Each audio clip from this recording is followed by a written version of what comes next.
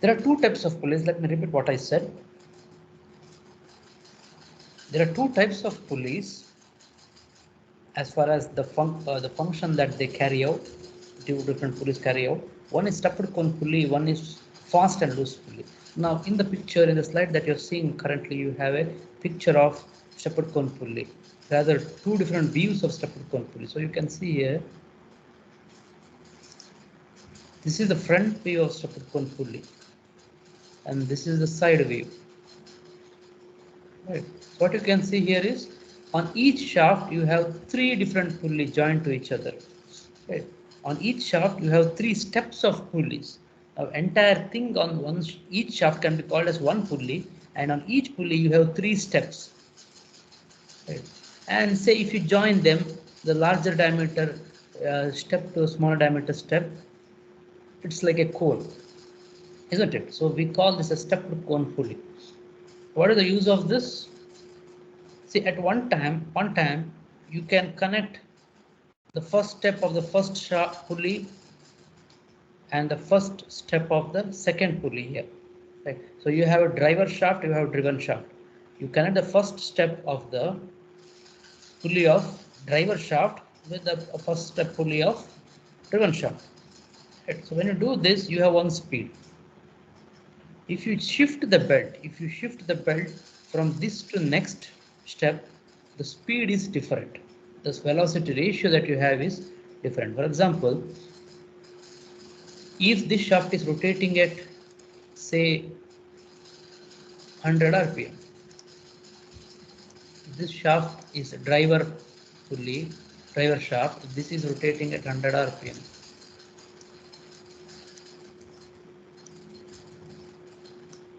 And say the dimensions of these steps are 20, 40 and 60 mm. Right. And dimensions of these are say 60, 40 and 20. Right. Now, if the driver shaft is rotating at 100 rpm, then all the pulleys, whatever pulley we have connected to the shaft, should rotate at 100 rpm. Why? Because the pulley that you have here is secured onto the shaft using a keyway. So you have something called as keyway. In mechanical engineering terminology, there is something called as keyway. Right. So the pulley here is connected to the shaft using key. What is key exactly? I will show it in a next type of pulley. Now you understand that the shaft is connected to the pulley is connected to the shaft through a keyway, which is a rigid connection between two mechanical elements. So when the shaft rotates at 100 rpm, then the pulley should rotate at 100 rpm. Now the entire driver element is rotating at 100 rpm. So there is an equation which says N2 by N1 equals D1 by D2. This ratio we call it as velocity ratio, where N2 is the speed of the driven pulley. N2 is the speed of the driven pulley. N1 is the speed of driver pulley. So right now, do you know the speed of driven pulley? Among the terms that values that I have given, do you know the speed of driven pulley? Yes or no?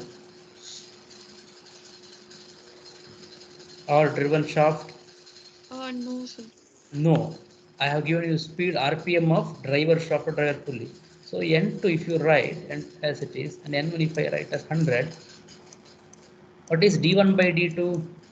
It is 20 by 60, isn't it? 20 by 60 or 1 by 3.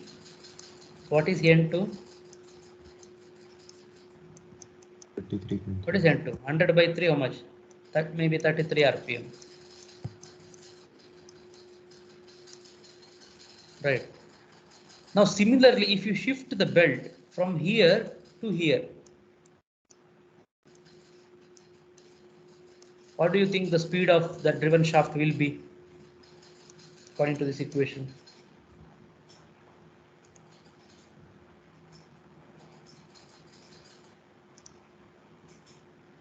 What will be the speed?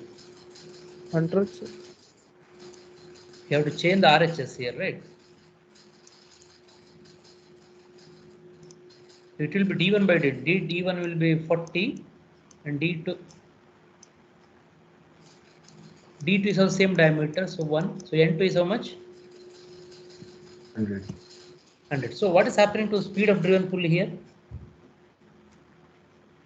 For each set of pulley that you connect to, you have a different speed, or the velocity ratio n2 by n1 is different when you change the position of the belt. So this is exactly the function of stepped cone pulley. So what is the use of stepped cone pulley? When you shift to the belt, you will get different velocity ratio or different speed on the driven shaft. Right. Suppose this driven shaft is connected, this entire thing is connected, used in a lathe, in a machine, the machine tool. For different operations on a machine tool, for example, if you want to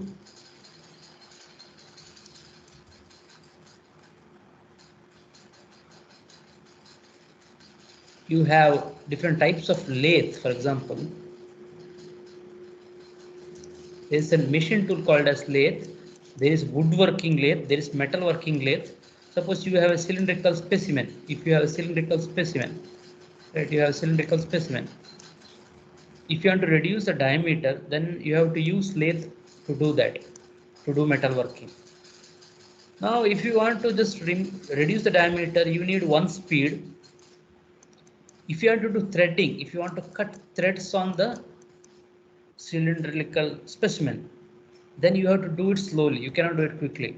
You have to do very precisely, very carefully. Then the speed has to be different. So in an application, you might on a single machine tool, you might require different speeds, but the motor will be just one, isn't it?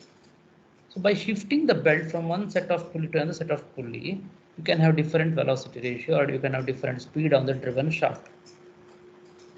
So this is the use or function of stepped cone pulley.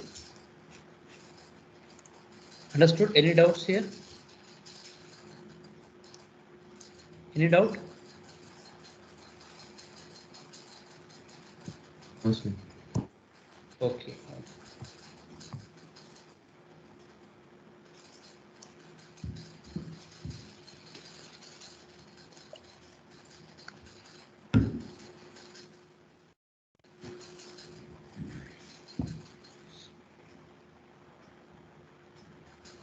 So just make a note of, roughly make a note of this particular sketch one front view.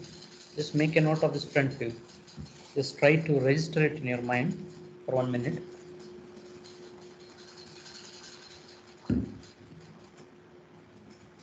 So for your own good, for your own ease of learning, it's better you follow certain discipline, right? Not to satisfy anyone.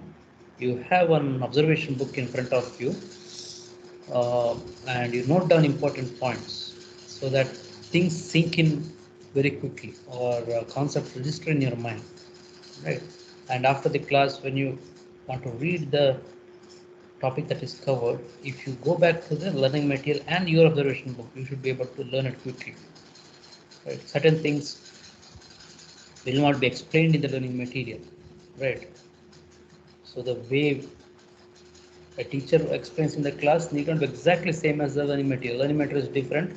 Live classroom learning is different. So in order to have the effect of both, you need to have an observation book when you listen to the class.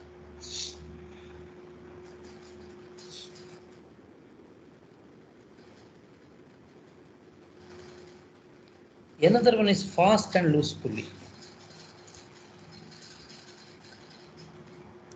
So you have fast and loose pulley here. This is another type of pulley which you can have on the same machine where there is stepped cone pulley. Right. Now here, for example, imagine this driving pulley has got 3 steps. Right. And in the driven pulley here, on the fast pulley here, you have 3 steps. So what you can do, if you connect the belt on the fast pulley here and on the driving pulley here, if you shift the belt to different steps, of course you can have different speeds, isn't it? So don't think that places where you have fast and loose pulley, there is no any stepped cone pulley. No. For the sake of simplicity, on the fast pulley and on the driving pulley, only one step is shown. Is this clear? Hello? Hello? Yes, sir. Yes. For the sake of simplicity, to explain fast and loose pulley explicitly, on the driving pulley we have just one step. On the driven pulley, on the fast pulley, wherever you have fast pulley, only one step is shown.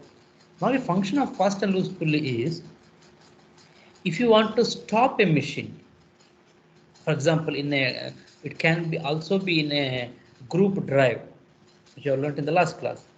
Suppose you have one main shaft here, overhead shaft.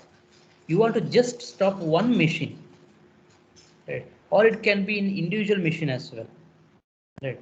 If you want to stop the machine without stopping the driving shaft, what you can do? You can shift the belt from fast pulley to loose pulley. So initially, when the belt is here, this will get shifted to this direction here, and this gets shifted to here. There will be mechanisms to shift the belt, to push the belt. So here the width will be slightly larger. The width will be slightly larger when compared to the individual width of fast and loose pulley, because when this belt is shifted to this side, this belt has to come this side. So when the belt is on fast pulley, since a keyway is used to connect fast pulley and the shaft, right? Since a key is used between loose pulley and between fast pulley, whenever driving pulley rotates, even the driven pulley will rotate, or driven shaft will rotate. Why? Because the fast pulley is tightly connected to driven shaft. How it is tightly connected? By a keyway. Right. So for example, if this is the shaft, this is the shaft,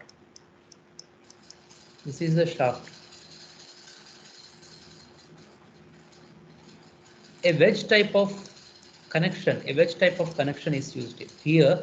You might have a pulley surface. Between the pulley surface, a rigid connection will be used. A rigid connection, something called as keyway, will be used. Right. It is like an insert. There will be gap between the pulley surface, small gap between pulley surface and the shaft surface. This keyway is tightly inserted onto the gap, right? So that you have very secure connection. Now, whenever you want to stop this driven shaft, what you do? You just shift this belt to the left side onto this particular loose shaft. Now, why you want the shaft rotate now? Can you tell me what changes can be made to the element, mechanical element, so that power is transmitted to loose pulley, but from loose pulley it is not transmitted to driven shaft. Power is transmitted from driving pulley to loose pulley, but from loose pulley it is not transmitted to driven shaft. How this can be done? You cannot use keyway between the shaft and the between pulley.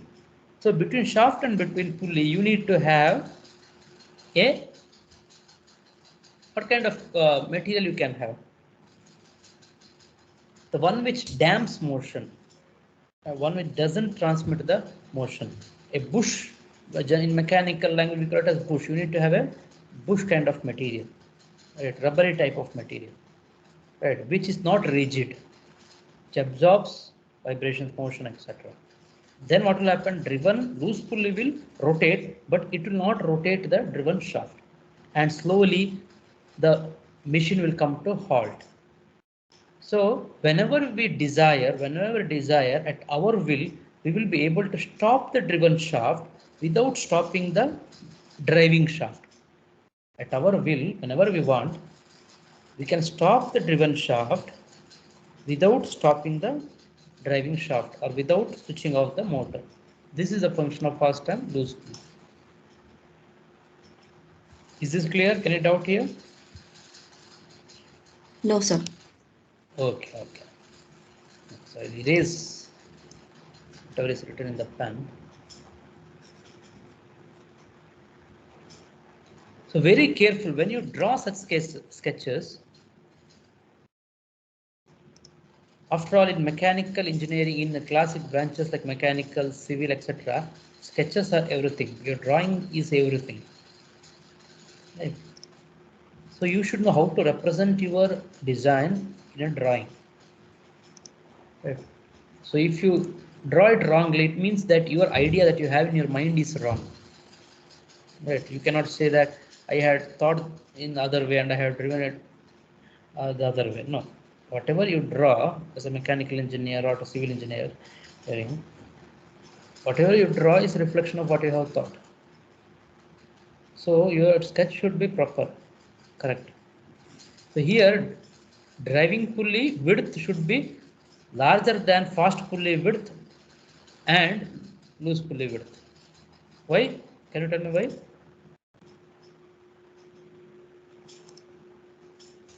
Sir, can you repeat what you asked?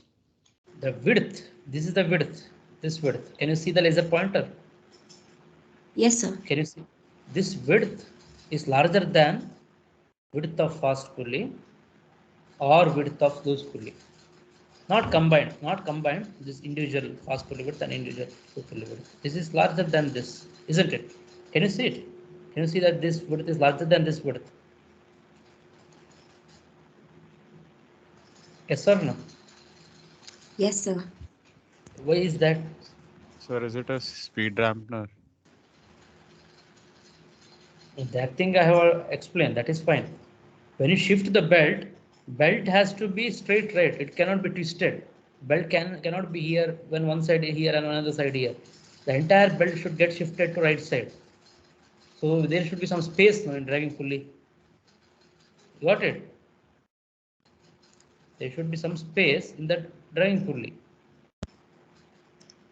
When you shift,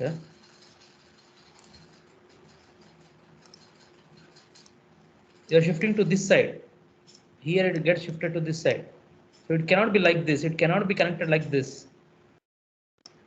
Or if this width is not large, what will happen? Here it will fall off. It will fall down. Automatically because of inertia, when you shift this side to here, this will come to the right side. And if this width is not large, it will fall off the pulley. Is that clear? Hello? Yes, sir. Okay, so don't make mistake while drawing the sketches. Right?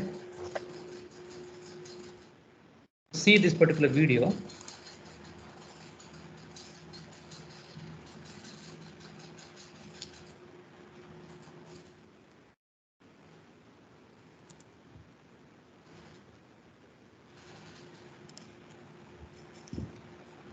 Watch carefully. So this is a planar machine where you don't worry about planar machine. It is required to start and stop at a wheel in this particular machine, or it is required to shift the belt. So see here, you have two different pulley surface. This is flat pulley. So look how thin the belt is, and look how the surfaces of the pulleys are. We have two different pulleys here. This is driven shaft. What you will see here, can you see the hand over here? Can you see me moving my cursor? Yes, sir. Yes, So sir. here you have Yes, sir. belt on the fast pulley and belt on the belt that is getting shifted. Two pulleys you can see. Just see how it is shifted. That is one which you have overhead is this one, driving pulley. So you see, can see two steps there. Can you see belt is getting shifted here? See, Yes, sir. did you see that? This is the shifter.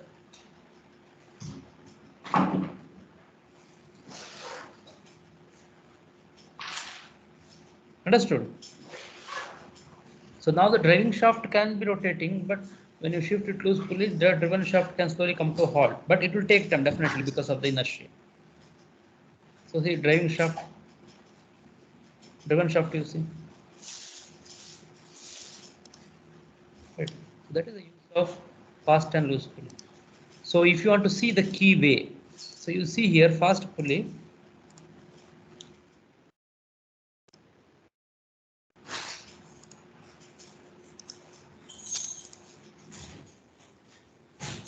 This is called as key. Can you see the cursor? Yes, sir. Yes, sir. So this element, see, this is called as keyway. This is Woodruff, called as Woodruff keyway, key, which you learn in machine design in third semester mechanical engineering. So between the your shaft and the mechanical element, you have a keyway, very tight keyway, so that whatever is transmitted to fast pulley is transmitted to shaft. But you see here, the material that is used or the design of the material that is used here is different. Here you have rigid element, here you have flexible element. A bush is used here. A washer kind of element is used that is secured around the shaft so that motion or the vibration, whatever you have, is not transmitted onto the shaft. So that is the idea of fast and push pulley. Clear? Any clarification required? Sir, so the keyway is there only for the fast pulley? Okay. Keyway is used to secure two mechanical elements tightly. Understood? Yes, sir. Yeah.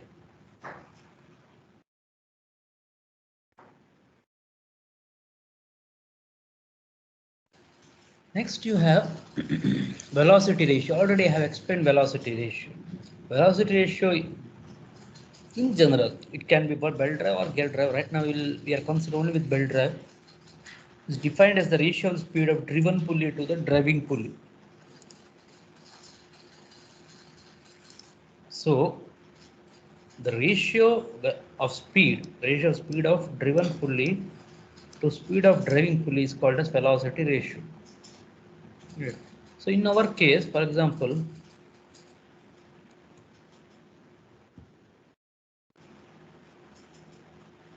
if you have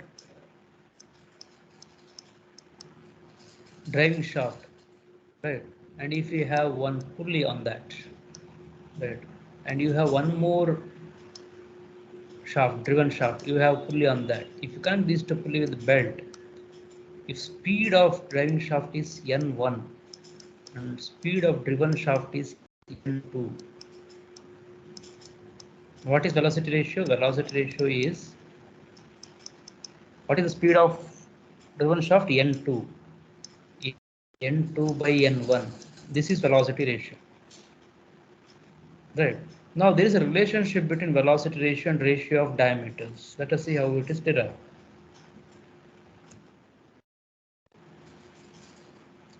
So now let D1 and D2 be the diameter of the pulleys, and N1 and N2 are the diameter RPM of driving pulley and driven pulley.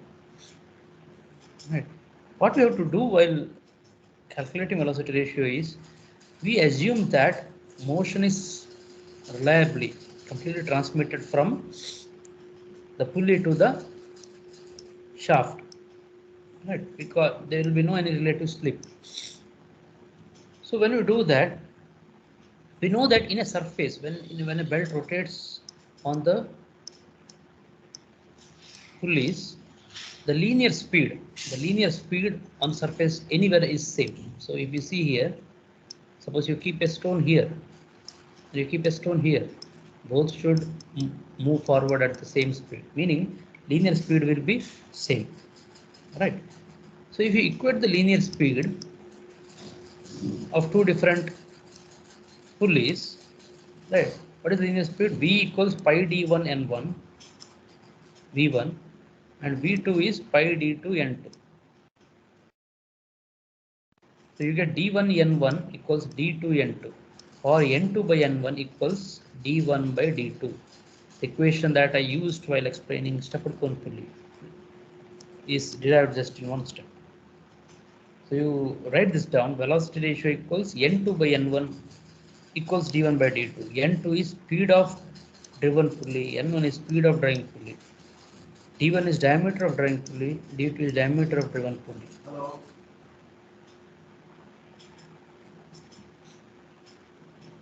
Hello. Hello. Right? Is this understood? Hello. Yes, sir. Yes, sir. Yeah, yeah. picture, the sleeve is leaking. You can't see. Next, any doubts? No? No, sir. Hmm. Sorry, no. Two different phenomena actually you will find in belt drives, that is slip and creep. What is slip and what is creep, we will see.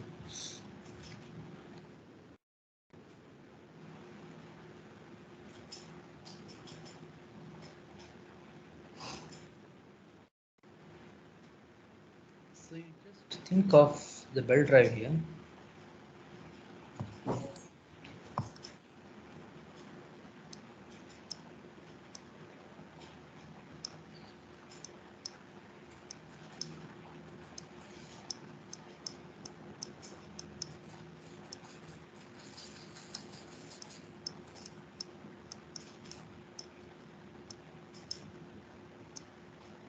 So think of a belt drive. Right. This rotates at one speed n1. This is rotating at another speed n2. This is d1 diameter. This is diameter d2. Okay. Now sometimes there can be no enough grip, frictional grip between the pulley inner surface and the shaft. Or friction might be less. One case. Another case is Okay. so the friction or the grip, whatever we call in generic colloquial language, that can be less between the pulley and between the belt surface. Sorry, between the pulley surface and belt. Understood? Now, when will there will be zero relative motion between the pulley and between the belt? When there is good grip between the belt and pulley surface, isn't it? When this friction coefficient of friction reduces, what will happen? There can be relative motion between this pulley surface and belt surface. Now I should ideally get N1 equals say 100 RPM. The rotor or the pulley should rotate at 100 RPM. What can happen is the pulley will rotate at 100 RPM because the shaft is connected to the pulley via keyway. But since there is relative motion between the belt and pulley surface, the belt might not rotate at the same speed. Okay. It might rotate say at 95 RPM because of less grip between the pulley surface and the belt surface. So because of that, it will affect the speed of driven pulley, or the velocity ratio will reduce. Right. So one reason is addressed here. One reason is for slip. Whatever we have phenomenon is observed here is the lack of grip between the belt surface and your pulley surface. Another one is tension, T1 by T2, whatever tension you have, tension that is tight side tension and flex side tension, if it is too large, how much the tension should be? Now we don't have the derivation of T1 by T2 in the syllabus, unfortunately, but what is the idea of motion? If the belt has to if the pulley has to rotate, or if the belt has to rotate, move the pulley, T1 by T2 should be just enough to overcome the friction between the belt surface and the pulley surface, isn't it? Do you get the idea? This belt should be able to move the pulley, isn't it? Which is moving what? Is belt moving the pulley or pulley moving the belt? How is it? The pulley is actually moving the driven pulley, isn't it? So there is friction between the pulley surface and the belt surface. The ratio of tension should be just to overcome this static friction, isn't it? Yes or no? This basic Yes, sir. physics you have learned. Now, if it is too large, if ratio of tensions is too large, if it is too large, what will happen? The belt will move ahead of the your pulley. The belt will move fastly, but at the same speed your pulley will not move, or there will be relative motion between the belt and the pulley. This phenomenon of relative motion, having relative motion between the pulley and the belt, because of these two reasons we call it a slip.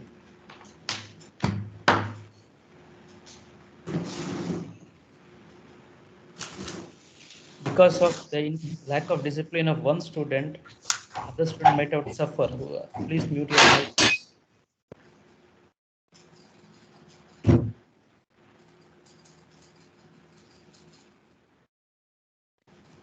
You see here,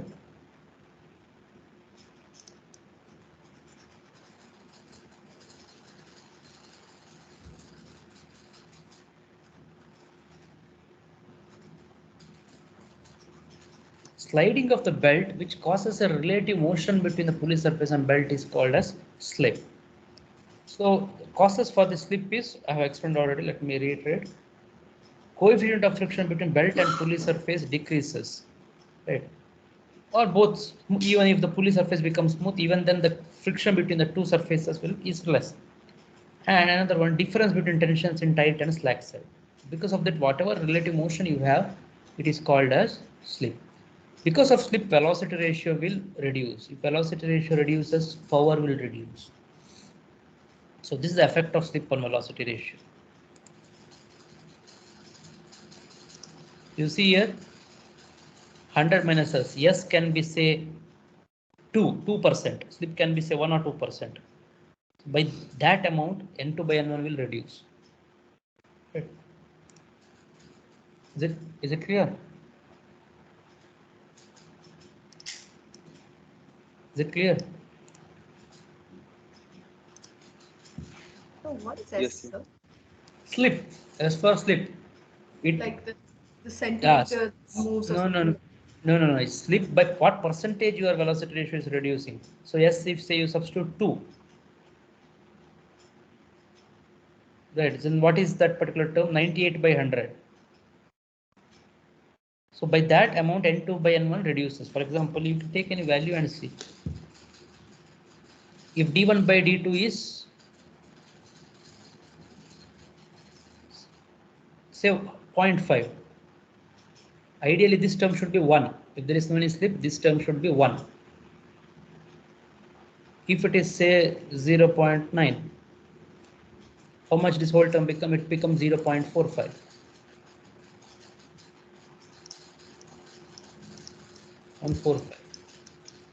So velocity ratio is reduced from 0.5 to 0.45 when there is a 2% reduction in the slip.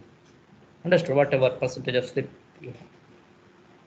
So generally slip will be mentioned in the percentage reduction. If there's 1% reduction, S is 1, or if a 2% reduction, S is 2. Is that clear? Yes, sir. Yeah.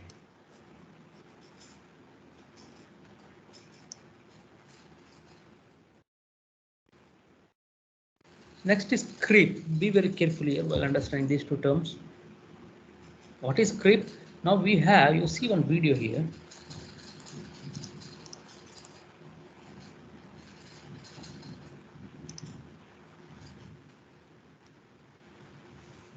You can see the belt pulley belt system in motion.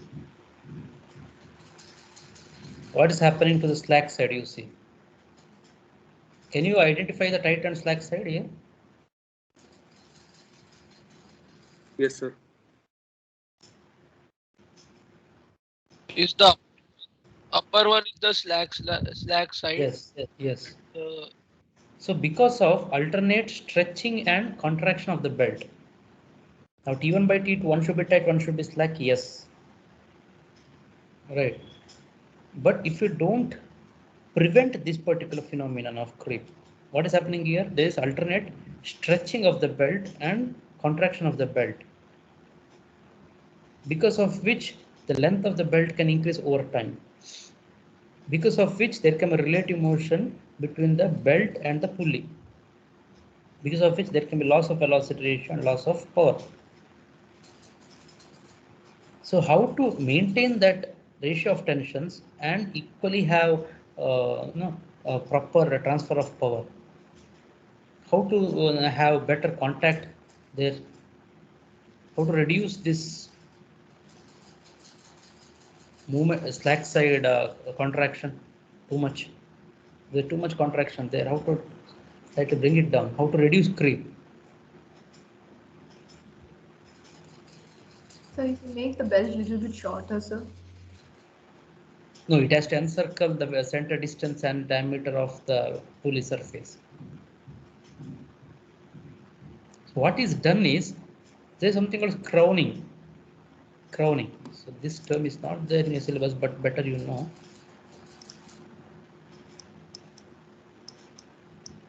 Crowning.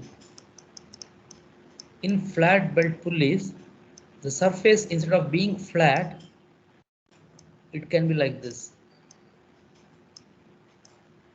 So when the belt sits on this, because of better grip, what can happen? This creep, whatever you have seen in the video, that will reduce.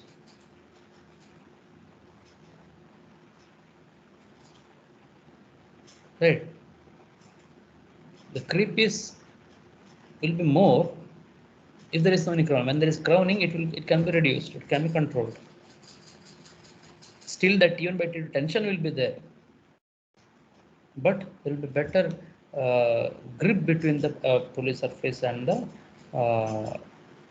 belt, because of which there will be no any relative motion. Right? Hello? Hello? Hello? Yes, sir. Yes. Yes, sir. Yeah. So what is creep? The phenomena of alternate stretching and contraction of belt, which results in relative motion between the belt and pulley surface, is called as creep.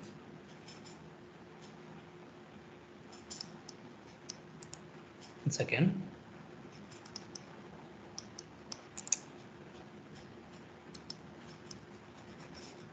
The phenomena of alternate stretching and contraction of belt, which results in relative motion between the belt and pulley surface, is called as creep.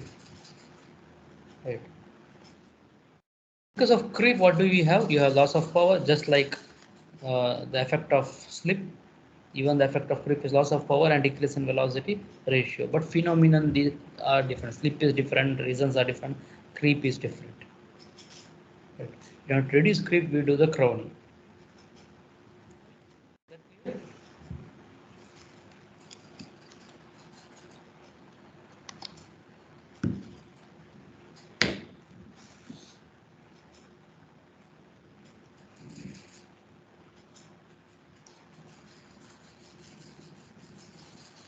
Hello? Hello? Yes, sir. Is that, Yes, is sir. that clear? Shall we move on to the next part? Yes, sir. Okay. So these two, it can be controlled. It cannot be 100% eliminated. Right. With crowning, you can control creep. Right. But slip, you cannot have zero slip in a flat belt drive. If you use a V belt drive, because of the wedging action that I've explained in the very first class, these phenomena are slightly less dominant. But especially in more often in flat belt drive, these two phenomena are slightly more dominant. Can you recall the difference between flat belt and V belt? I have explained it. It is not there in the Flat syllabus. belt drive has rectangular cross section and V belt has trapezoidal cross section. Yeah, to accommodate the trapezoidal cross section, the pulley will have one slot. Right. Because of wedging action, there will be better grip, there will be better torque and transmitted, or better power and lesser losses. Correct. Okay. Initial tension in the bed. This is very, very important. Pre-tensioning is important.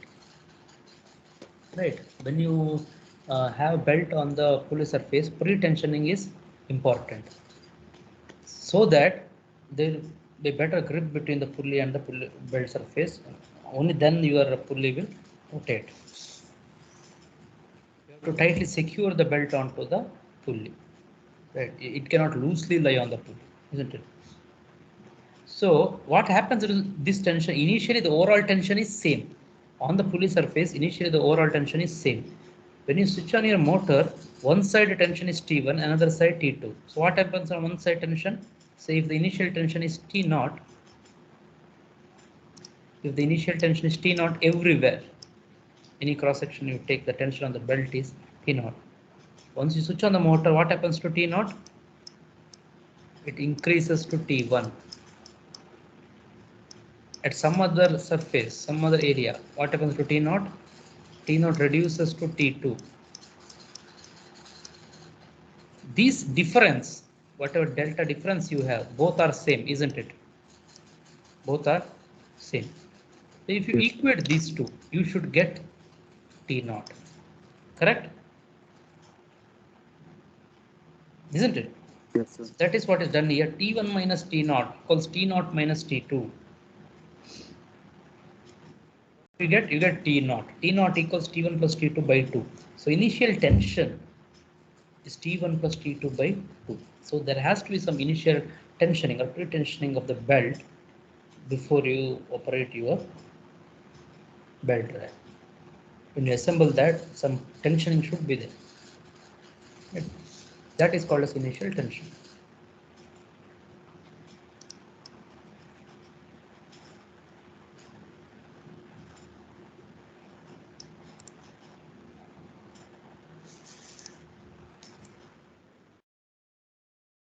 Is that clear? Yes, sir.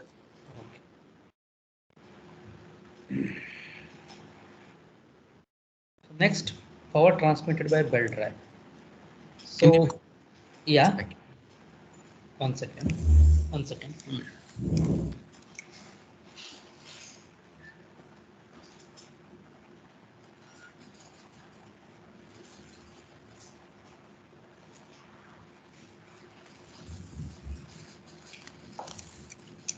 ನಿಮ್ಗೆ ಎಷ್ಟು ಗಂಟೆ ಈಗ 9:30.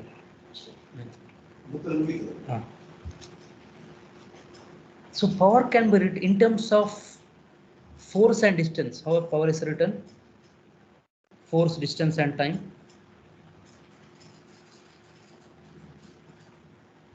Can you tell me? Power is equal to force into velocity. Okay, force into velocity or force into distance by time. Okay. So similarly, the power transmitted by belt drive is written here. If V is the linear velocity of the belt, meters per minute, and T1 or T2 are the tensions, right? So effectively, what is the force? Effectively, you can write that T1 minus T2, right, multiplied by V is your power. If you write down the units,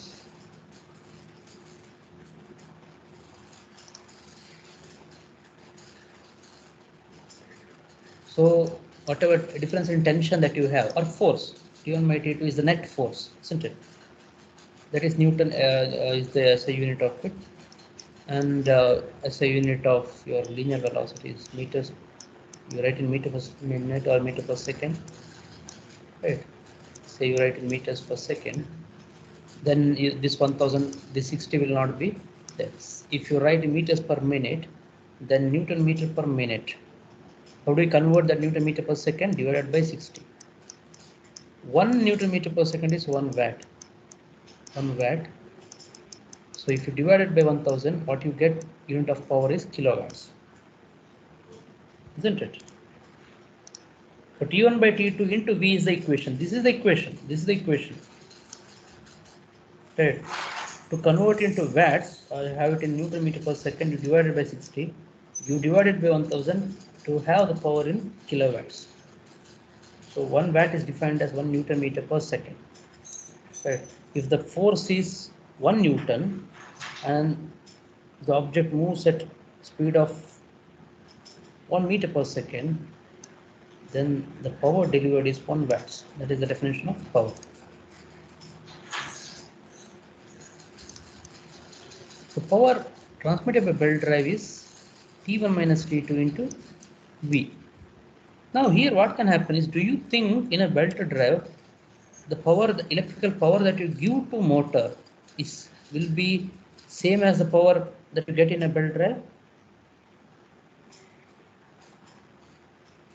No, sir. Not necessarily, See, sir. efficiency of belt, we will not specifically define the equation of efficiency, but you know some power has to be given to the motor, right? Some electrical power has to be given to the motor. Only then you get power of the belt drive. Whatever motion you give to the driving shaft, whatever speed it has, the same will not be available at the driven shaft because of the phenomenon that you have just learned. The efficiency of belt drive is less when you compare it with chain drive or a gear drive. So V, linear velocity, how to write linear velocity? V equals pi dn by 1000. Pi dn is the equation divided by 1000. Why? To get it into proper units. If D is in meters and N is RPM in number of rotations per minute, if you divide by 1000, what do you get? Say D is in millimeters, D is in millimeters and N is in minute. Divided by 1000, you get it in meters per minute. So you should know to convert into proper unit systems. Units. Next, ratio of tensions. I have told you that T1 by T2 should be greater than unity, or T1 should be greater than T2, isn't it? Yes, sir. So see here in this particular pulley, you have driving pulley, you have driven pulley. The rotation is clockwise. So tight side should be will be in the bottom and slack side should be on the top. What is happening is you see on the driven pulley, right? Output is received driven pulley. You see here, as the slack side enters the driven pulley, what is happening to tension? Here it is slightly less. As this belt enters the driven pulley, what is happening to the tension? It increases. It increases. It increases. So here it increases. Right, it getting increased. So entire this portion is T1, and once it comes out of driving pulley here, the T2 tension is actually reducing to T2. So you can see the variation of tension as the belt moves over the pulleys. That is the concept of tight side and slack side. This is necessary, without which the driven pulley will not set into motion. So what should be the ratio be? There's a big derivation of this. I recommend you to go back to the derivations. If you are interested, you can go to that. As far as our syllabus is considered, we don't have the derivation. Derivation is different. For flat belt drive is different. For V belt drive is different. For V belt, T1 by T2 is slightly larger than T1 by T2 of flat belt drive. So T1 by T2 equals e raised to mu theta. What is mu? Coefficient of friction between the pulley and belt surface. Right. So theta, we will see what is theta. What is theta here? I already explained, I think, in the last class. Angle of contact. Angle of contact. So how to find angle of contact, we will see. Angle of contact or arc of contact, whatever we call it. We'll come back to that. Theta we will derive. And how much large that tension T1 can be? How do you determine the T1 for a particular material?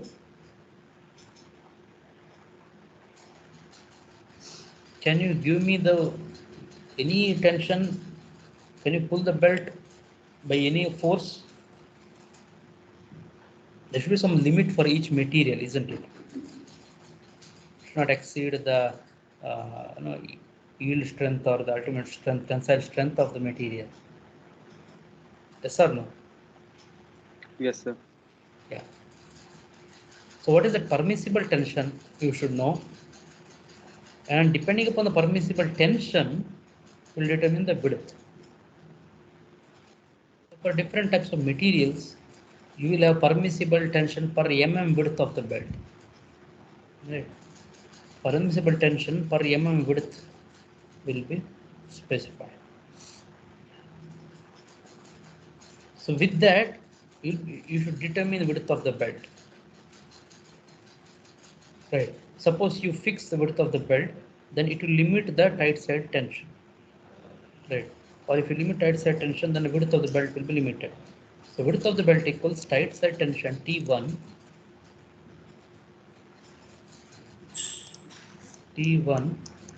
divided by maximum tension per mm width of the belt. Right. So you'll be able to determine width of the belt if you know T1 and if you know the permissible tension per mm width. Right. Or if you want a particular width and if you know permissible tension, then you will be able to find out T1. Clear? Yes, sir. Make a note of these two. Is this T1 by T2 equals e raised to mu theta? Another one is width of the belt. Width of the belt B equals tight side tension T1 divided by permissible or maximum tension per mm width of the belt.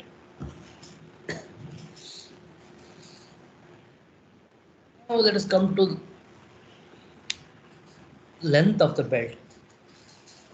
Again, Sir, can you Yeah. go 2 slides before? I want to copy one thing. 1 minute. yeah, Yes. you note of this as well. Power transmitted T1 minus T2 into V. Tension is newtons. V, if you substitute in meters per minute, the total unit is Newton meter per minute in of power. So, Sir, not this one, the next one, sir. okay, this is clear. Yes, sir, yes.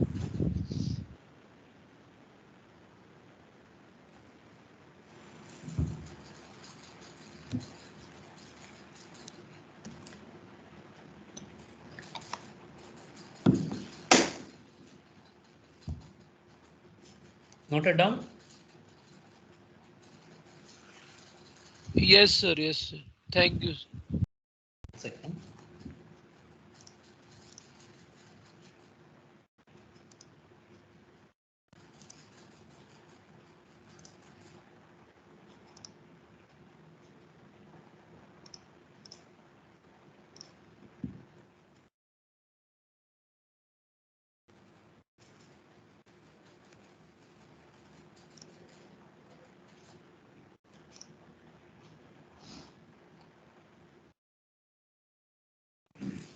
So length of belt drive, we have derivation of it. We will just have equations for you in your syllabus.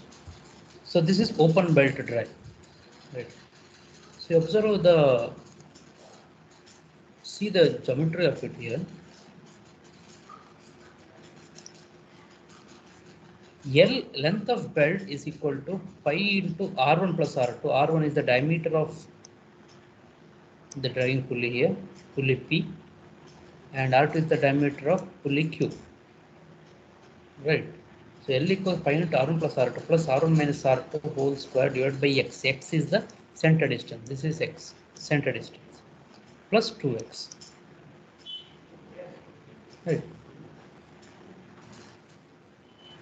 So here let us determine theta. So what is theta?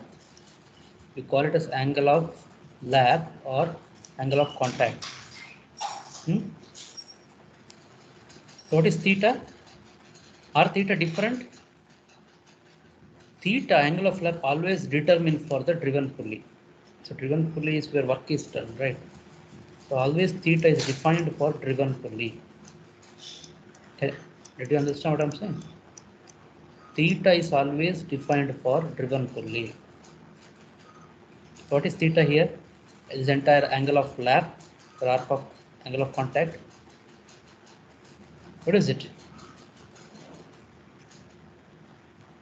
Sir, 180 plus 25. Not plus. Don't determine for driving pulley. We have the work that is done here, driven pulley. Okay, So sir, always 180 minus. always determine angle of lap for driven pulley, angle of lap or angle of contact. So that is 180 pi minus 25. What is phi? This angle. Right. The belt is actually in contact till here. In contact till here. So that difference in angle is phi. This is 5. So that is 5 minus 2, 5 is the angle of lap. Now if this angle is 5, this angle is 5, then this angle is 5. According to the knowledge of trigonometry, if we apply it, this angle is also 5. Yes or no? So if you completed your higher secondary education or high school mathematics, then definitely you should say that if this is 5, then this also should be 5. Right. So what is sine 5? How do you get it? What is C1 G1? If this is C1, this is G, what is this distance? What is this entire distance? This entire distance is R1. This is R2. So this value is, so this value here is R1 minus R2. Opposite side of the triangle GC1C2. So if you see GC1C2 triangle, sine 5 equals, what is opposite? Opposite side is length is R1 minus R2 divided by this hypotenuse.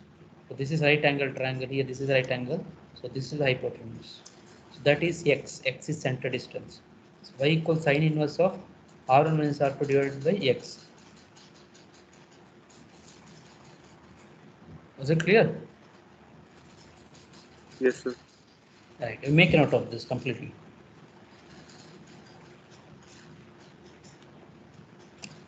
Can you see the alphabets here? This is G.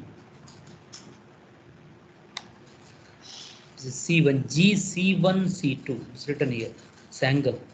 This triangle is G, C1, C2, right angle triangle. This CG is R2. See here. Is R2. Entire thing. C1C is R1. So R1 minus R2 is C1G. We can write here C1G equals C1C minus CG equals R1 minus R2. So this is opposite side. And your hypotenuse is x, or I can write C1 by C2. C1 by C2. That is equal to x. X is the center distance. Right, center distance.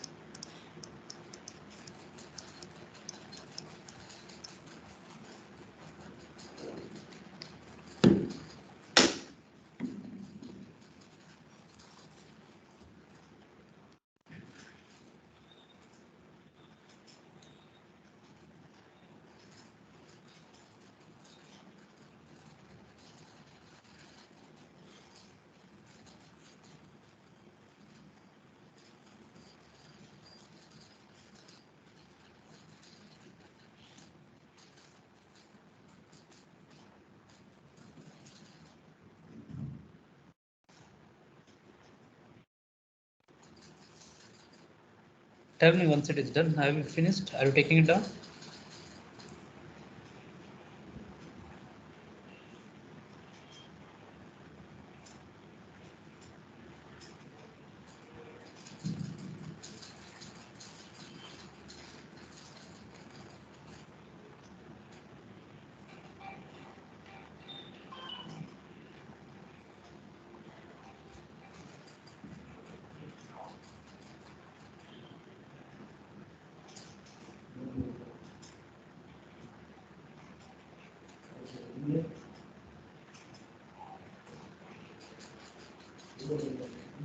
Done? Are you done?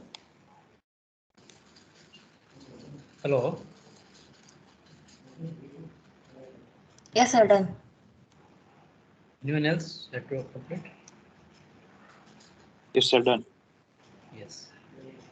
Shall I erase this off? Yes, sir. Yes, sir.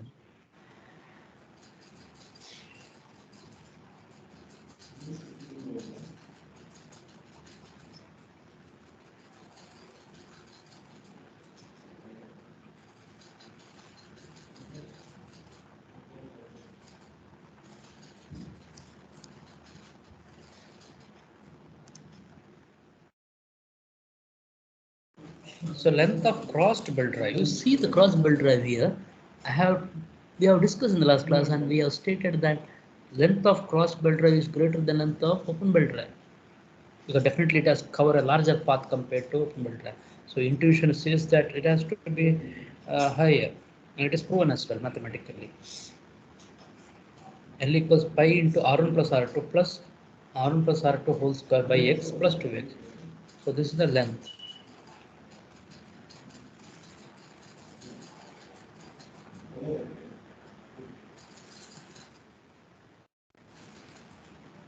And you see how the angle of flap is derived. Here, angle of drop on driven pulley is same as that of driving pulley. So whether you have to take it on driven or driver doesn't matter. Both are same. So you see here what is theta?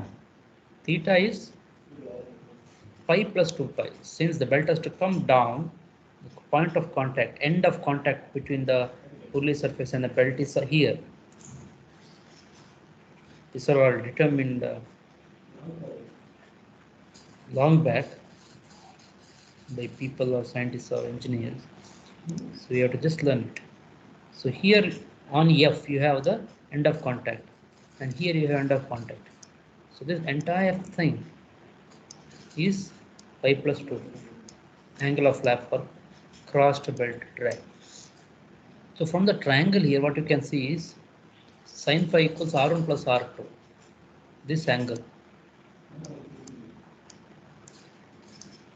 That is entire thing. This entire thing, right? So that is R1 plus R2. This is R1. This is R2. R1 plus R2 by X.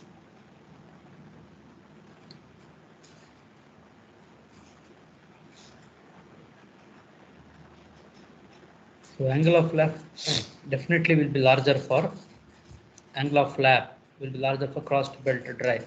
So if angle of flap is larger, what will happen to T1 by T2? T1 by T2 equals E raised to mu theta. What happens to T1 by T2 for cross belt drive compared to open belt drive?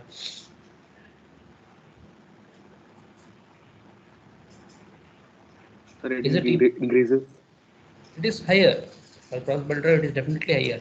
So now when you Yes. state the difference between open and cross belt drive, you should be in a position to explain all these things. Right. You need not exactly follow as written in the notes. The notes, since it comes in the initial portion, it is given much more simplistically. Now when you finish learning all these things, you should be able to write these equations and say that angle of flap is higher for cross belt drive. That is why T1 by T2 is higher. If T1 by T2 is higher, then the ratio of tension is higher for cross belt drive. If that is higher, then power T1 minus T2 is also higher, right? And power transmitted for cross belt is higher. Right? All these things you should be able to explain with the reason, with these equations. Is that clear? Yes, sir. Okay.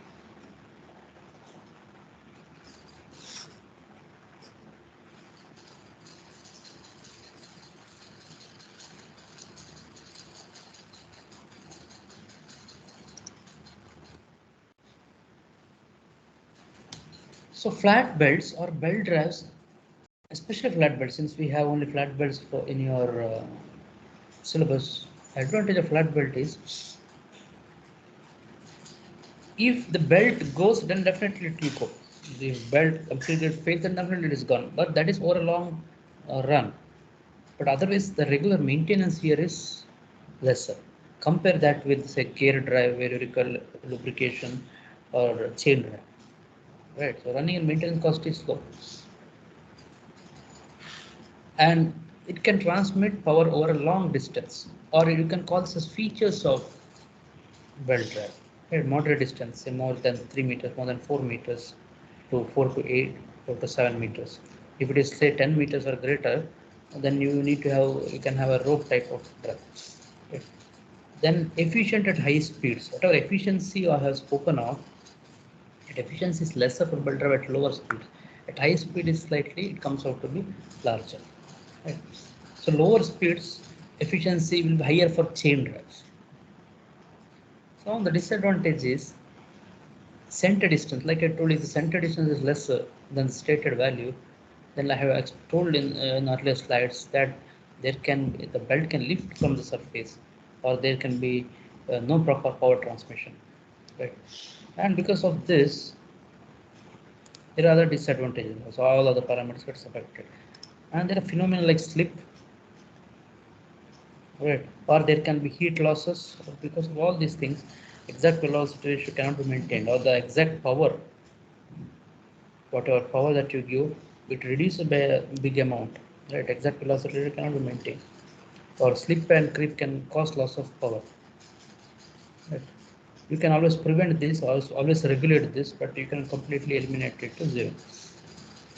This is not used to transmit large power, say 100 HP or even more than that, 70 HP, 100 HP, more than that. It cannot be used to transmit that. You have to go for a rope drive, right, in that particular case. Now you can see in applications,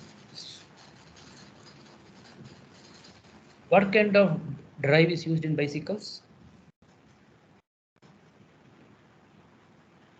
Drive. What kind of drive is used in bicycles?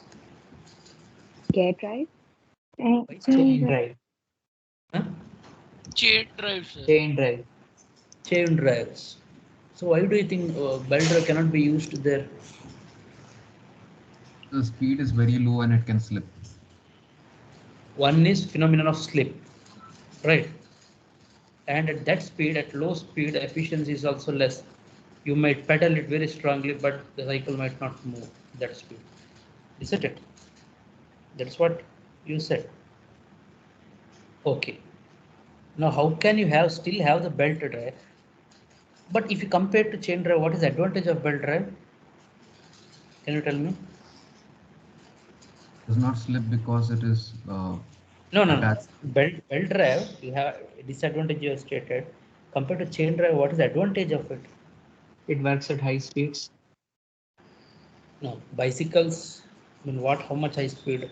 It might be high for us, but high not when we compare it with machines or other applications. No, sir. Belt drive works at higher speed than chain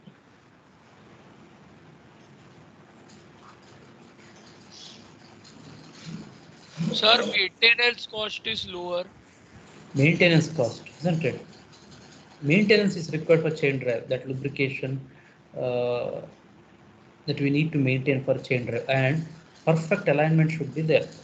Right? Some of the features of chain drive. Now in the belt drive, that maintenance you don't have.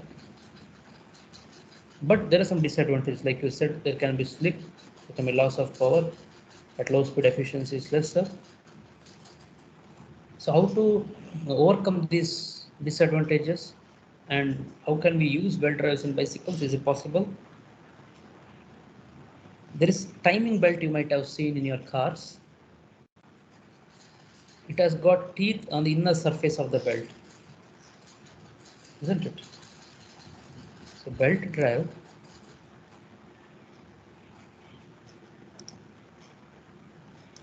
flat belt drive, it's completely flat like this. There's no any groove in the belt. But in your timing belt of car, automobile, there are teeth on the inner surface of or the belt will be like this, inner surface like this.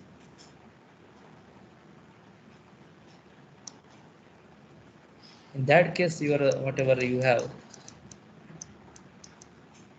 this can be reduced. And it will work as good as chain drives. So you can see timing belt drives are used. So maintenance is less, the initial cost is less, and regular lubrication is not required. right? But in bicycles, you can also see some bicycles are there. People have invented long back, and very rarely it is also used in bicycles. Such belt drives are used, but mostly, commonly, chain drives are used, and the spare parts, everything is available everywhere. Right. So one application of chain drive. These are the application of chain drive. Bicycle, motorcycle, the rolling mill, seed separator, agriculture applications. You can find it out.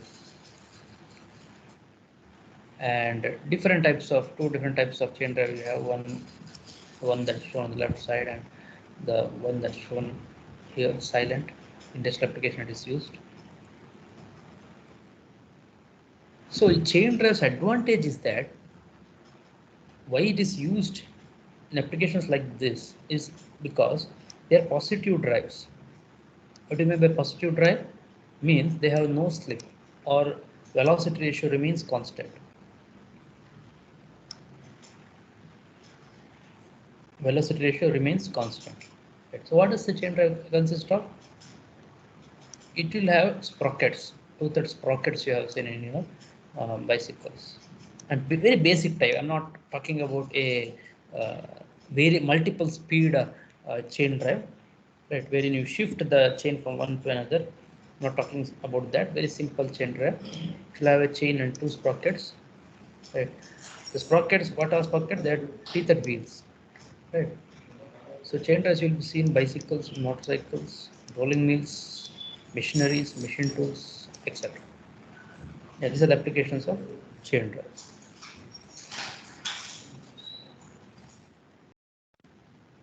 So these are the advantages. Chain drive is positive non-slip drive. Efficiency is high. Even at low speed, efficiency is high. Employed for, since it doesn't have that slip or creep, it can be used in a small center distance. It will properly sit on the sprockets, and it can be used for large center distance up to 8 meters. Right. So center distance in which belt drives cannot be used, chain drives can be used. Right. And velocity ratio, slightly higher velocity ratio you can use here. Chain drives you can have higher velocity ratio of 8:1. Power transmitted because of the better grip between the chain drive and the sprocket, lesser loss of power. The power that chain drive can transmit is higher than that of belt drive. And chain drive is lighter. The load on the shaft, the chain drive, the load whatever it applies on the shaft is also lesser. And space, you require a larger pulley, and the bearing should also be able to withstand that particular load. So belt drive need higher space, but chain drive it's much more compact.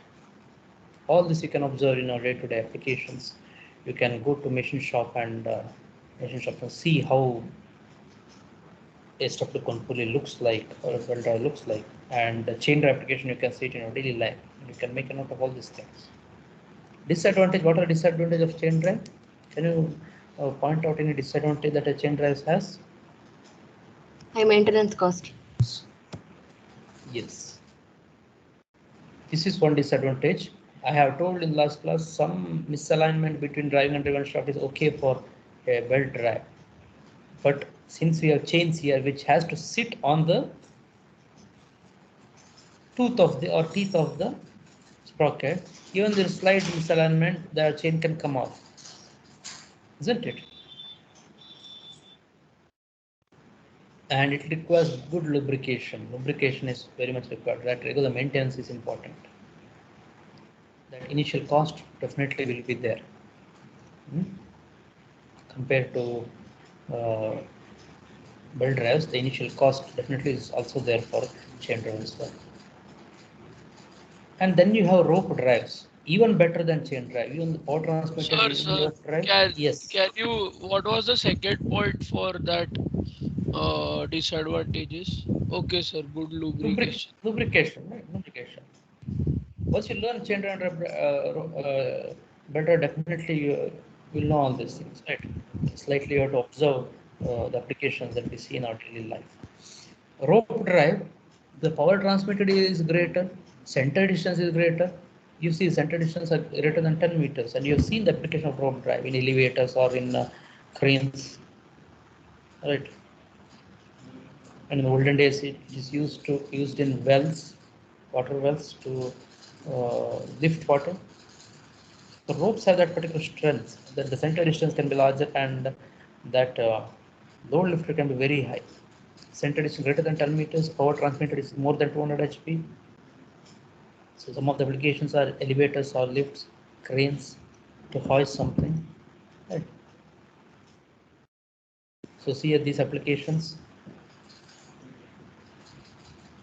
can be used in shipyards.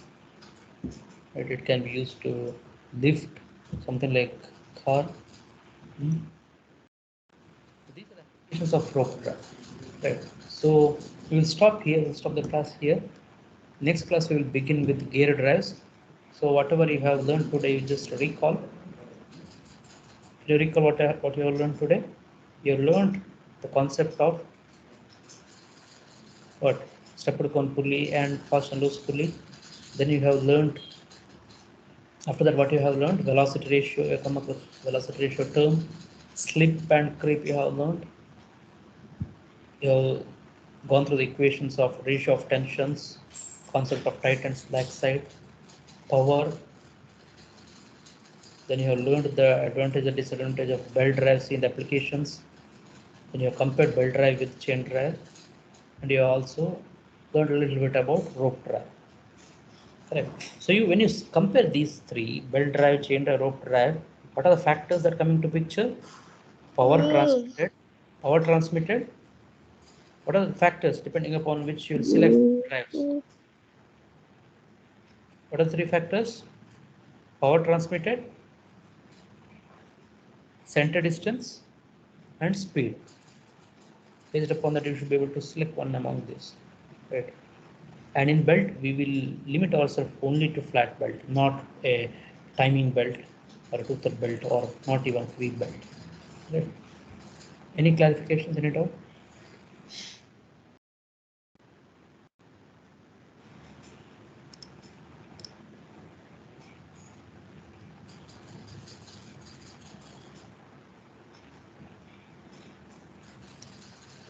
Any doubt?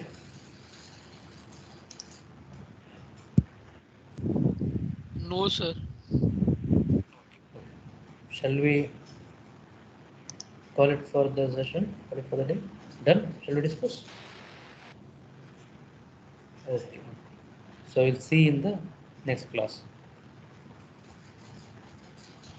Thank you, sir. Oh, thank you. Thank you, sir. Welcome. Thank you, sir. Sir.